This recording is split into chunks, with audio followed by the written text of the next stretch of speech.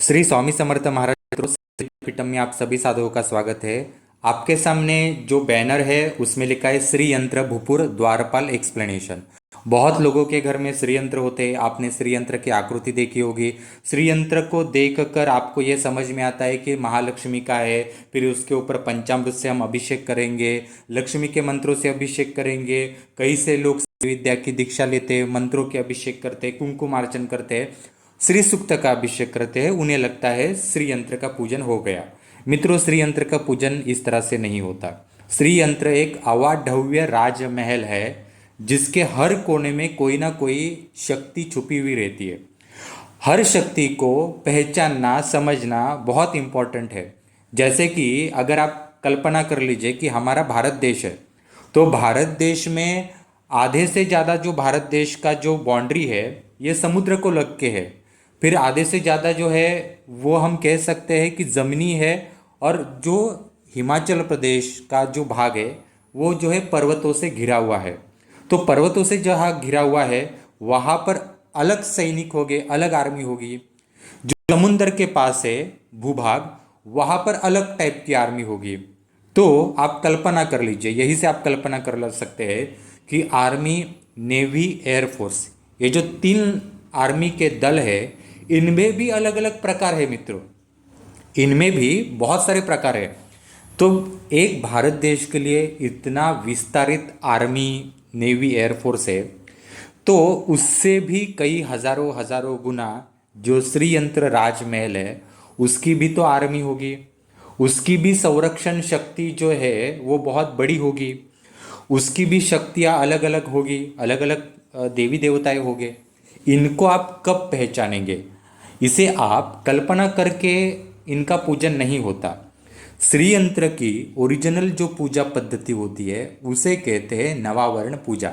ये कम से कम 2.5 घंटे का पूजन है। उसके आगे जब आप बढ़ते हो तो वो षोडशी पूजन वगैरह भी आता है, महाषोडशी पूजन भी आता है, महासाम्राज्य पूजन भी आता है, जो 4-4, 5-5 घंटे का पूजन होता है और बहुत लंबी प्रक्रिया होती है। क्योंकि एक महाशक्ति का जागरण करना है जो आप पंचामृत लेके श्री सूक्त से नहीं कर सकते। हम जो आपके सामने लेक्चर प्रस्तुत कर रहे हैं, एक श्री यंत्र का बाहरी प्रदेश जो है, उस बाहरी प्रदेश में कौन से देवी देवता होते हैं उसका एक छोटा सा एक्सप्लेनेशन आपके सामने प्रस्तुत कर रहे हैं। क्योंकि काफ़ी लोगों को ये जानकारी होती ही नहीं है, इसलिए हमारा एक प्रयास है कि एक जानकारी आपके सामने रखें। मित्रों, श्री यंत्र, श्री विद्या, इसके चक्कर में काफ़ी लोगों ने लाखों रुपए बर्बाद किए हैं। हम आए दिन बहुत लोगों को देखते हैं।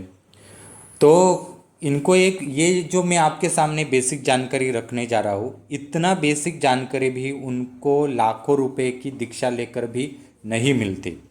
अब ऐसे मैंने आपको श्री यंत्र का एक डायग्राम आपके सामने रखा हुआ है जिसमें ये जो बाहरी प्रदेश है, जो श्री यंत्र भूपुर कहा गया है, इसे कहते हैं भूपुर प्रदेश।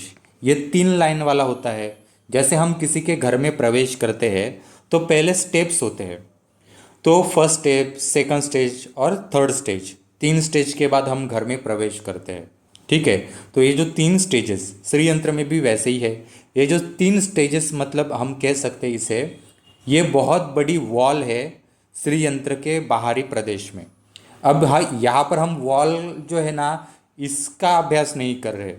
वॉल के भी बाहर का जो प्रदेश है, श्री यंत्र के बाहर जो दीवार होती है, ये 3 दीवारें होती है, तो उसको कहा है श्री यंत्र का भूपुर। ये संरक्षण करती है। जैसे हर घर के बाहर दीवारें होती है उसी प्रकार से अब ये जो श्री यंत्र है तो उसका प्रोटेक्शन भी उसी प्रकार से होगा। ठीक है, तो ये जो दीवार है, इस दीवार का अभ्यास हम नहीं कर रहे हैं। हम कर रहे हैं दीवार की भी संरक्षण करने वाली शक्तियाँ जो होती है द्वारपाल शक्तियाँ। द्वारपाल शक्ति अलग है और द्वारपाल के साथ द्वारनाई का ये शक्ति अलग है। हम करेंगे द्वारपाल इनका अभ्यास। पहले आपके सामने एक चार्ट रखा है कि ये जो 3 दीवारें हैं, तो फर्स्ट दीवार जो है बाहरी दीवार उसको कहते हैं श्वेत वर्ण वाली, मतलब सत्वगुण। दूसरी रक्तवर्ण, रजोगुण, कृष्णवर्ण, तमोगुण। सत्व, रज, तम, ये 3 शक्तियाँ जो है अपनी पूरी ताकत से ही ये दीवारें बनाती है। हर दीवार के ऊपर मित्रों यहाँ पर मैं आपको बता रहा हूँ, यहाँ के हर दीवार के ऊपर अनेकों अलग अलग शक्तियाँ विराजमान रहती है। ये मैं आगे आगे आपको बताऊंगा है। तो ये 3 दीवारें तो आपको समझ में आ गई। आग की तरह ये शक्तियाँ होती है, इनको प्रसन्न करना पड़ता है तब जाकर आप प्रवेश पा सकते हो।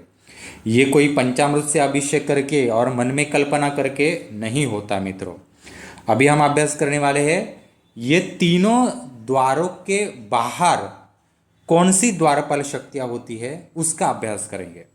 ठीक है, तो ये श्री यंत्र की आकृति है और हम आगे बढ़ते हैं मित्रों। श्री यंत्र के बाहरी दीवार में जो 8 दिशाएं होती है, इन 8 दिशाओं में अलग अलग द्वारपाल होते हैं, उनका पूजन होता है। पहले आपको 8 दिशाएं वो आप देख लीजिए। पूर्व कहाँ होता है, पश्चिम कहाँ होता है, दक्षिण कहाँ होता है, उत्तर कहाँ होता है। श्री यंत्र का जो पूजन भी करना है, यह हमें पश्चिम दिशा में बैठकर करना होता है और पूर्व दिशा की ओर मुख करके करना होता है। देवी किस प्रकार से विराजमान होती है वो भी एक बार चित्र देखिए। उत्तर दक्षिण देखिए, पूर्व पश्चिम देखिए, फिर ईशान्य वायव्य जैसे दिशाएं होती है उस प्रकार से वो आता है। और 2 दिशाएं होती है, एक ऊर्ध्व दिशा, एक अधो दिशा, मतलब ऊपरी भाग और निचला भाग। ये बाहरी हिस्से में आने वाली जो दिशाएं हैं वहाँ पर अलग अलग द्वारपाल शक्तियों का पूजन होता है मित्रों। एक बार आप चित्र देखिए कि किस प्रकार से ये सारा चीज़ मतलब होता है, पूजन किस प्रकार से करना है, श्रीयंत्र रखना किस प्रकार से होता है, वो इसमें हमने बताया है। पहले पश्चिम दिशा की ओर आपको बैठना होता है। पहले हम पश्चिम दिशा का अभ्यास करते हैं। पश्चिम दिशा के जो दीवार है उसके बाहर योगिनी गण शक्तियाँ होती है और भूतगण शक्तियाँ होती है। ये फर्स्ट द्वारपाल है। और योगिनी यहाँ पर गुप्त रूप से होती है, जैसे स्त्री घर में होती है उसी प्रकार से गुप्त रहती है। और भूतगण पुरुष होने के कारण वो प्रकट रहते हैं। जब इनको आप प्रसन्न करते हो, योगिनी शक्तियाँ और भूतगण इनको प्रसन्न करते हो, इसके बाद ही आप जो है घर में आप प्रवेश पा सकते हो, मतलब आगे आप बढ़ सकते हो। तो ये पहले द्वारपाल लगते हैं यहाँ पर। आप एक बार योगिनी गण और भूतगण इनका चित्र देख लीजिए, कहाँ पर आता है इनका। ये पश्चिम दिशा है। पश्चिम दिशा होने के बाद पूर्व दिशा देखिए, अपोजिट साइड में है। और उस दीवार के बाहर क्षेत्रपति द्वारपाल आता है। यहाँ पर क्षेत्रपति का पूजन होता है। तो ये क्षेत्रपति का स्थान है। इन्हें नीलांजन भीति भी कहते हैं, इन क्षेत्रपति को। पूर्व दिशा होने के बाद नेक्स्ट आती है दक्षिण दिशा। तो आपके सामने दक्षिण दिशा का भी चार्ट है। वहाँ पर द्वारपाल होते हैं गणनायक, इनका नाम है लंबोदर मिति।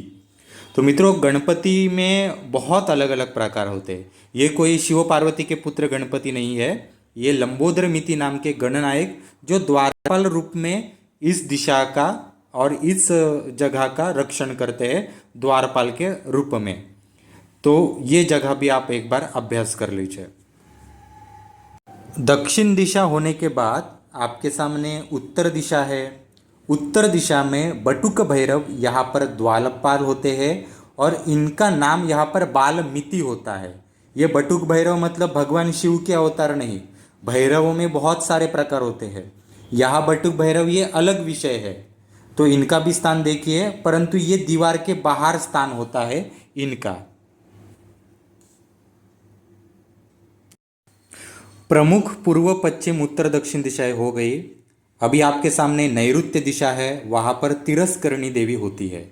नैऋत्य दिशा जहाँ पर प्रधान, घर के प्रधान वहाँ पे सोते हैं, वहाँ पे शांति आवश्यक होती है, वहाँ पर तिरस्करणी देवी होती है उस क्षेत्र का रक्षण करने के लिए। तिरस्करणी देवी के बाद आग्नेय दिशा जो है, आप आग्नेय दिशा देख लीजिए श्री यंत्र की, वहाँ पर वन दुर्गा देवी का पूजन होता है। ये द्वारपाल है, अष्ट दिशाओं में से एक द्वारपाल है वन दुर्गा देवी। इनका पूजन, एक एक द्वारपाल का पूजन करना ही पड़ता है, इनके आशीर्वाद लेने ही पड़ते हैं मित्रों। अब आपके सामने श्री यंत्र की ईशान्य दिशा है। ईशान्य दिशा के दीवार के बाहर कामदेव यहाँ पर संरक्षण करते हैं द्वारपाल के रूप में। अभ्यास के बाद आपको समझ में आया होगा कि कौन से देवी देवता होते हैं। और ये द्वारपाल है कामदेव यहाँ पर, इनका काम यहाँ पर अलग होता है। कामदेव के बाद आगे वायव्य दिशा में वसंत देव होते हैं। अब उप 4 दिशाएं जो है, इसमें वायव्य दिशा में वसंत देवता जो है ये यहाँ पर वायव्य दिशा का द्वारपाल के रूप में संरक्षण करते हैं मित्रों।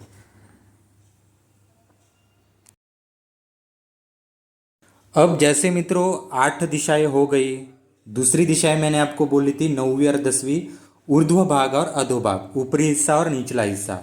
तो यहाँ पर इन दोनों का पूजन श्री यंत्र के उत्तर और दक्षिणी भाग में होता है। ये देवता होते हैं शंखनिधि देवता और पद्मनिधि देवता। तो एक्चुअली यहाँ पर हमारी भाषा में हम कहते हैं शंखनिधि और पद्मनिधि। असल में इनके नाम श्री यंत्र के जगत में कोई और ही है। हमारे जगत में इनको कहते हैं कि भगवान विष्णु का जहाँ मंदिर होता है उस मंदिर के बाहर उनके रखवाले शंखनिधि और पद्मनिधि है।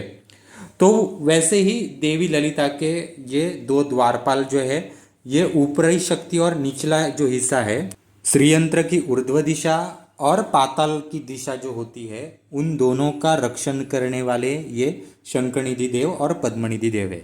असल में इनके नाम श्रीयंत्र के जगत में कुछ और ही है। ये जो उनके ओरिजिनल नाम कहीं ऐसे उपलब्ध नहीं है, इसलिए हमारे यहाँ पे इनको जिस नाम से आप जाने जाते हैं वही नाम किताबों में असल में रखे गए हैं। नहीं तो शंखनिधि और पद्मनिधि आप जानते ही है कि जो भी विष्णु अवतार के मंदिर होते हैं उनके बाहर, या भगवान शिव के मंदिर होते हैं उनके बाहर 2 द्वारपाल दिखाई देते हैं, उनको बोलते हैं शंखनिधि और पद्मनिधि। असल में इनके नाम कुछ और ही है। तो यहाँ 10 द्वारपालों का पूजन श्री यंत्र में होता है मित्रों। बाकी आप डिस्क्रिप्शन बॉक्स में बहुत सारे कोर्सेस है, उसको देख सकते हैं। धन्यवाद मित्रों।